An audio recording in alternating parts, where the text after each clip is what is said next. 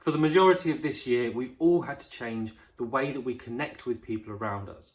And for a business, it can be really, really difficult, not just to implement this across your business, but it can also be really difficult to make it consistent as well. But connecting with people is a fundamental part of well-being. So I'm going to be talking you through how you can build it into your business as part of your overall well-being strategy. I'm John from Arthur Ellis Mental Health Support, and we work with organisations to help them understand, educate and act towards mental health so that we're able to develop an improvement culture that is consistently improving people's mental health rather than reacting to when it gets bad. Our work doesn't just help businesses save time, resources and improve the bottom line, but it helps employees and their staff live longer, happier and healthier lives. But not just that. We've got a non-profit organisation which is building and delivering the UK's most accessible mental health service for children, young people and adults. And with the help of our clients and the businesses that we work with, they are directly contributing to the growth and accessibility of this really, really vital service for the members of our community. So if you can please like, share and even subscribe to our YouTube channel, we eventually want to monetize this so that we can drive revenue more towards the growth and development of this much needed one-to-one and group service. In this video, I'm going to be talking you through how you can build a structure around how your people and your colleagues connect with each other. Why it's so important that it remains consistent, and at the end of this video, I'm going to be talking you through a few things to consider depending on the different types of people that you have in your organisation, the type of work that you do, and the sort of teams that you have. Connecting with other people can have a huge positive impact on our mental health. Not necessarily just by fighting isolation and loneliness, but it has a huge amount of other benefits as well.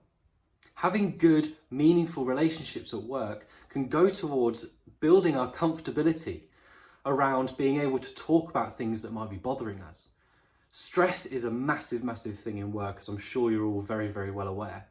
But it's that release of that cortisol hormone. And if we don't have relationships and don't have friendships where we can be honest about what's stressing us out, that can lead to it being pent up. Not necessarily just impacting our mood and our mental health, but it can start having a real impact on our physical health too.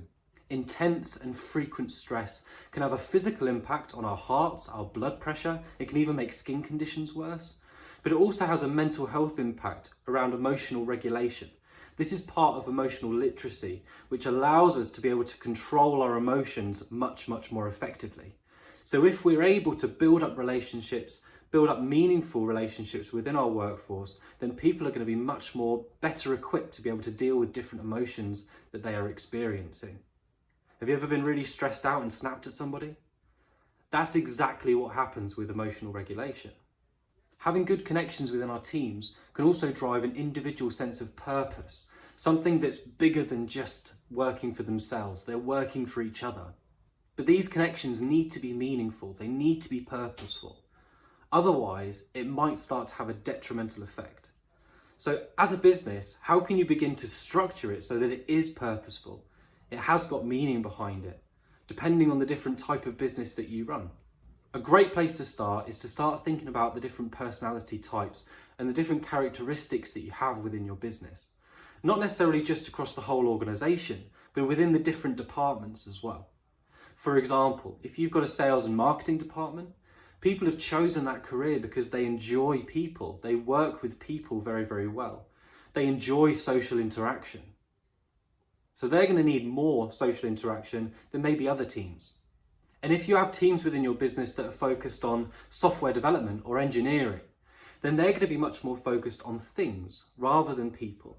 And social interaction at the same level as the sales and marketing department might actually cause them to be fatigued.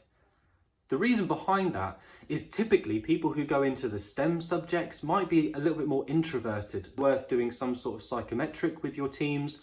At Arthur Ellis, we have an assessment to help you understand the way that they think, so you can begin to build this strategy really effectively. But that's just a starting point to start thinking about. Introverted people tend to be a little bit more analytical, which is why they get fatigued a lot quicker in social interactions. Because they aren't necessarily just thinking about the words that's coming out of somebody's mouth, but they might be looking at the meaning behind it, thinking about different things, and if that's going on too much, that can be really exhausting for them. But it can also lead to more thoughts after the fact, thinking and reflecting on the different things that have been said during that meeting or during that interaction. For example, if there is a meeting with multiple people going on, they're probably more than likely going to be a little bit quieter within that meeting, but it doesn't necessarily mean that their mind isn't going. So if we are looking at setting up social events, if we're looking at understanding a bit of a structure around how we're going to get our teams to connect, it's really worthwhile looking at these different types of personalities that we're going to have across our business so that we can begin to structure it in an effective way rather than a detrimental way. One example of this is to think about an escape room.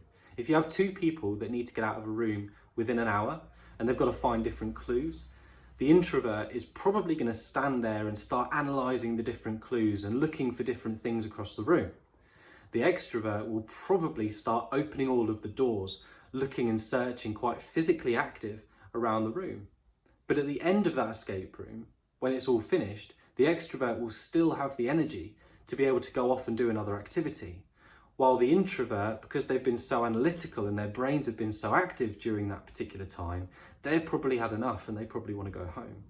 It doesn't necessarily mean that they haven't enjoyed it at all. They have, but they're just much more tired from that social interaction than somebody who is extroverted and who thrives on it will be. Now, this is very, very general, and I would definitely recommend doing some sort of psychometrics or some sort of assessment with your workforce to get a really good baseline understanding of the different types of personality traits, different types of characteristics across the business, and where they sit, so you can begin to really look at this a little bit more honed in.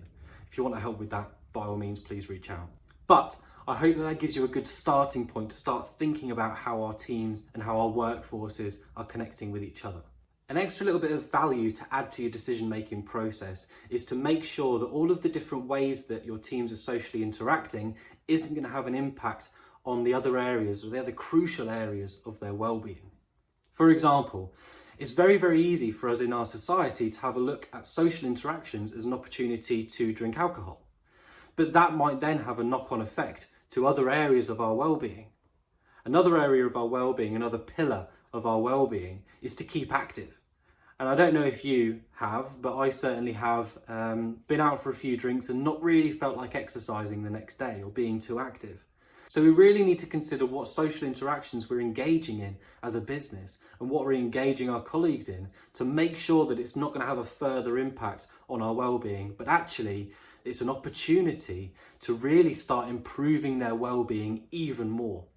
So if we're able to do some psychometrics or do an assessment to help us understand how our people think, or maybe areas and strengths that they have, why don't we use the way that we connect with our workforce and way they connect together as an opportunity to grow any weaknesses that they might have? An extrovert, for example, might not be very patient. So we can focus on those teams developing their patience through different activities. And we don't have to call it our big patience activity, but what we can do is we can have them working as teams, taking it in turns and doing different activities in that way so that it naturally develops their ability to be patient. If there are introverted areas of our workforce, it might be that they're not as good at taking feedback as extroverts are. They might not be assertive enough to be able to voice their opinions there and then in their meeting. The danger of that is that they can then take those thoughts home with them and they can become intrusive. So what we want to do with those guys is try to focus those social activities on something that where they're working together and providing feedback to each other on how they've done. Something like charades might help to build up that ability to be able to speak out and to be more proactive and assertive with what they're trying to get across. It doesn't necessarily have to be not fun, but it's just focusing different tasks and different activities on the different types of people that we have within our businesses. I hope that's been able to help as a little bit of a guide around structuring, connecting within your business. We have put together the 5 different pillars of well-being, which is available as a free download on our website. So please head over to our website at arthurellismhs.com. If you can please like, share and subscribe to our YouTube channel, I would really appreciate it. Thank you very much.